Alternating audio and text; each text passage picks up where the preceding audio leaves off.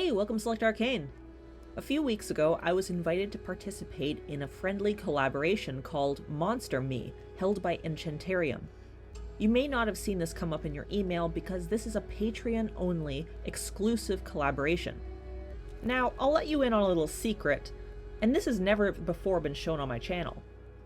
But in my studio, in the little closet nook, high up on a shelf behind the ribbons, is a shoebox full of Monster High bodies. It was one of those inspirations that never lifted off the ground because I watched all of those amazing doll artists like Enchantarium and really wanted to do it as well, but never got the confidence. But Barb and Alex have pushed me over the edge, and I'm gonna try my hand at my first Monster High custom.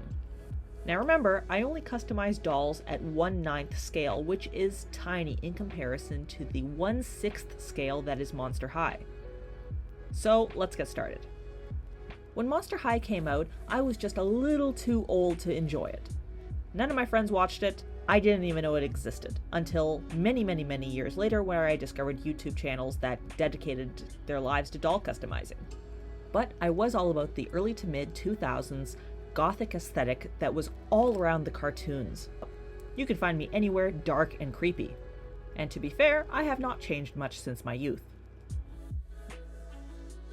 So the theme of the collaboration is Monster Me, which essentially means, what would I be if I were a monster in the Monster High universe?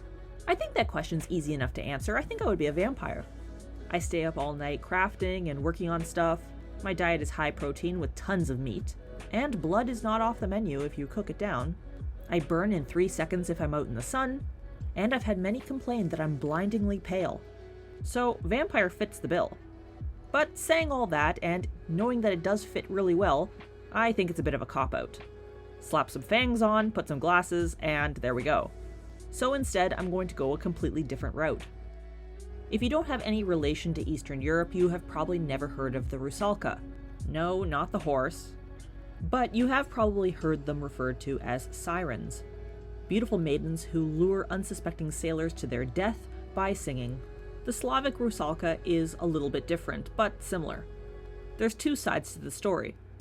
In places like Belarus and Russia, they see her as a very demonic spirit. A woman who died tragically or unalived herself, near water or an open field in a forest, gets turned into a Rusalka to haunt the area and lure unsuspecting men to their deaths with their beauty. No singing. In places like Ukraine, the Rusalka is actually seen as a good spirit. A water nymph, actually. She lives in her forest pond, playing around, and for only 1 day a year during the spring festival, she leaves her watery home, travels through the forest, through the wheat fields, and joins the festivities. Along her way to the festival, her long hair will trail behind her, and water will drip down as she goes along, fertilizing all of the plants and crops. With that, she's actually celebrated. In other stories, including the opera or ballet versions, it's actually more of the Little Mermaid story where she loses her voice after falling in love with a man. But anyways, let's get back to the doll. You have the idea. I'm choosing Spectra for the base. 1, she has perfectly white skin, which is pretty suitable for an undead creature. 2, she was dead herself, so fits the bill. And 3, Eric thought that this doll was probably the closest to my facial features. So undead ghost girl it is. First I do the routine hair removal procedure. If you follow any doll customizing channel, this is probably pretty routine. I just cut off all the long hair, boil her head in water, pop it off, use a chopstick to scoop out all of that loose hair on the inside, and eventually leave her nice and bald. I also wipe her face with 100% acetone, so now I have a clean base. Alright, before we go any further with the doll, we have to look at the concept art. I made a few iterations, one with red and white flowers, one with blue and yellow flowers to highlight the Ukrainian aspect, and then the wet final form. There's a few key ingredients that make a Rusalka recognizable. They have exceptionally long hair, and depending on the region where the story is originating from, it's mostly black. They are more often than not hanging out in water and trailing water everywhere, so being wet is kind of a key thing. 3, they don't look undead, they look like a beautiful woman. And of course they originate in Slavic folklore, so probably adding some key costume would detail that. The vyshyvanka that she's wearing, or the traditional Ukrainian shirt, is actually one of my own. It is imported from Ukraine and authentic, only worn for Easter and Christmas really. I'm always wearing black skinny jeans, sometimes with rips, and I do have some heeled boots. Remember, she's from Monster High, so her outfit has to be jazzed up a little bit. Not just my usual sweatpants and PJs. And I didn't really add it here, but I am going to accent her makeup a little bit more. I'm going to start by making hair wefts. I used the tutorial that all Monster High doll customizers use, the one created by Mozekito. Using acrylic yarn, I tie it to a coat hanger, brush it out with a pet comb, which was a lot harder than it seemed because I think my acrylic was a little bit too fine. I had to untangle it first and then brush it out properly. And I was left with these beautiful wefts that kind of reminded me of the viscose that I buy from Viscose Heaven. Next, when I assumed I had enough, I used a very small flat iron that you can use for your bangs to heat up and iron out the hair. And now it's suspiciously human-like. I cut the wefts at the top and glued them down to a sandwich bag using Galaxy glue that I got from the Doll Planet. I think any type of glue would work, like Elmer's Glue Wall or Hot Glue or Uhu, but this stuff is made for hair and yarn, so that's what I used.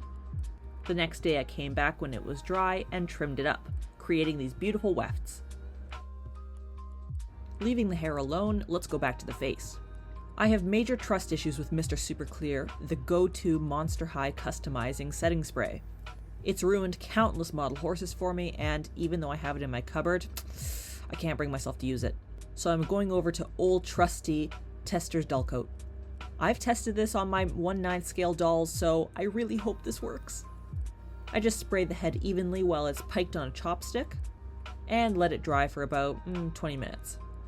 Next, I break out my watercolor pencils, sharpening them to a fine point, and starting with a considerably lighter color, I start sketching in the face.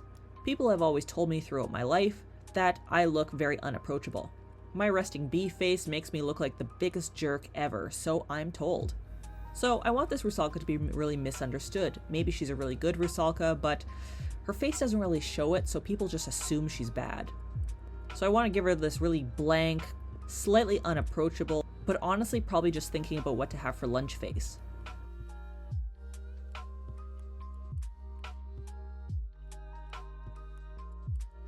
I noticed that the face wasn't picking up any more pigment from the pencils, so I went out and sprayed again with Tester's Dull Coat. On my way to the door, I almost unalived myself and sprained my ankle. Who knows, I could have been turned into a Rusalka. But that wasn't the only cursed thing that's happened throughout this process. I noticed that my kneaded eraser, which usually would pick up any pencil or pigment on the face, prior to being sprayed of course, simply wasn't working. So as soon as I made a mark on the face with the pencil or anything else, it was stained permanently. I'm not sure if that was a Tester's Dull Coat really sticking to the pigment or what, but it's never happened to me before. Sharpening up my black pencil and holding my breath to do the eyelashes, I was so proud of the left eye. And then I don't know what happened to the right side.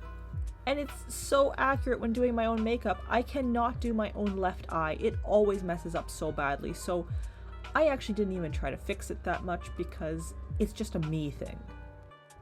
Also, I didn't mention that I added some Mungyo soft pastels from Korea to do some blushing on the face because Rusalkas are dead-ish, but they look alive. And I added some goth makeup as well. I've always been one for the heavy, heavy, heavy eyes.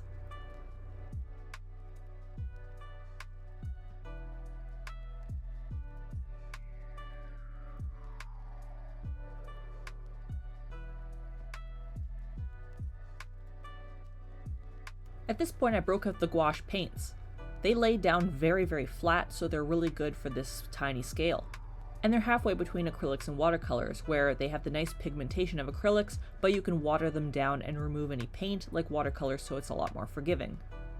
I worked a lot on the eyes, and I know my concept art had red lipstick, but I went with black for that gothic look. Honestly, I would never wear red lipstick. I don't know what I was thinking. I think I was just trying to balance out that flower crown. And I kept messing up those left lashes over and over again, but luckily I could remove it with water. And that bad first pass of original lashes are basically hidden under all of the layers of paint now. Another spray of sealant, and her face is virtually done. With her face 90% of the way there, it's time to go back to the hair. Using the enchantarium method of using hot glue, I thought this would be the most easy approach. Starting at the base of the skull, I worked my way up, gluing weft after weft, and I can't tell you how I did this because this is my first time doing it. Please watch Mozekito's tutorials. She entered her monk phase and was giving red wall vibes for a while, and then I think she recovered. I definitely underestimated how many wefts I would need, so I did have to make more off camera. And while not perfect, I'm actually very proud of her. This is the first time I've ever done yarn wefts, and the first time I've made a Monster High custom.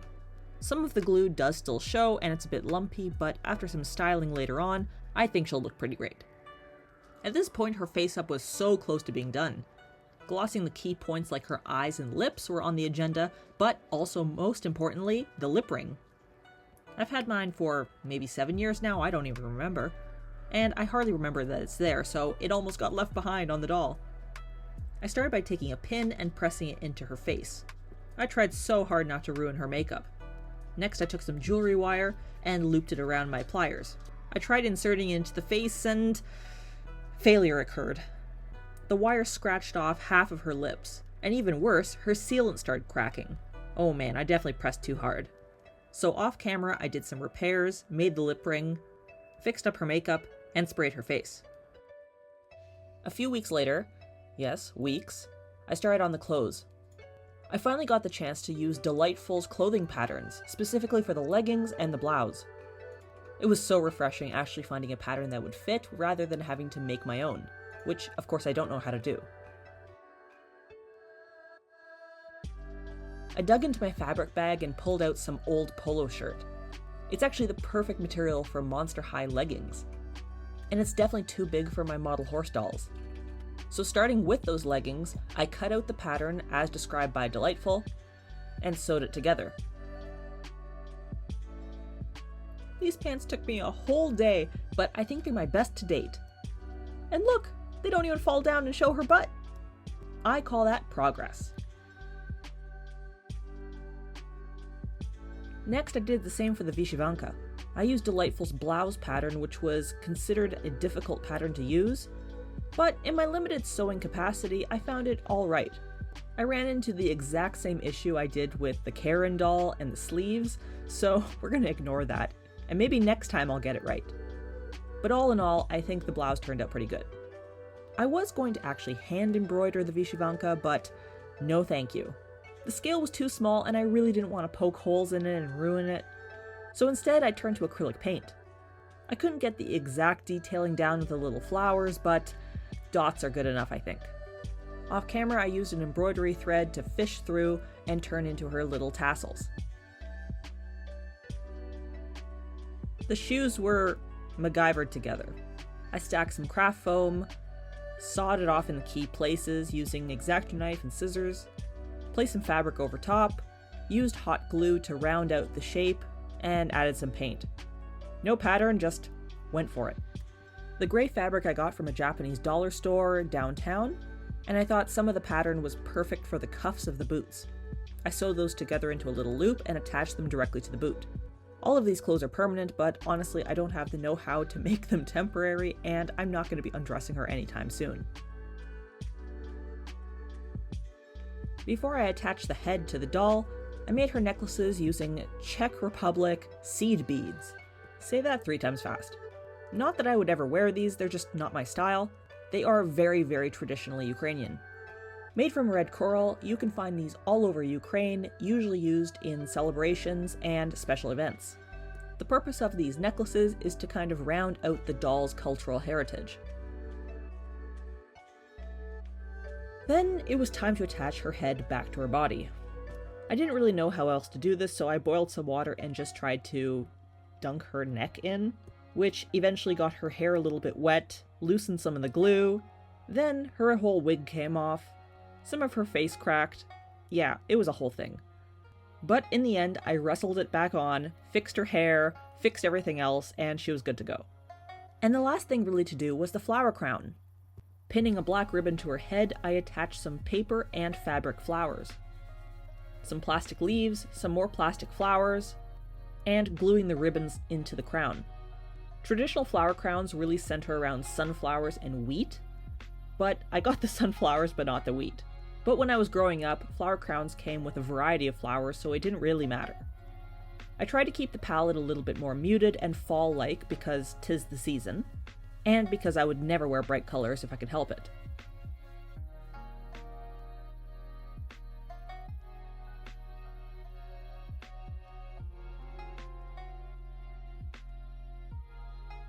Oh, one more thing. I used scrapbooking gems to cover her body. Making her wet was something I wrestled with the entire project. I thought about gelling her hair and making it wet that way, or doing the fake wet clothes look, but none of it seemed to be a long-lasting solution. It just sounded kind of gross, actually. So instead, I glued these little gems all over her body like little water droplets, just to signify that she's sparkling with dew or something. And with that, she's done!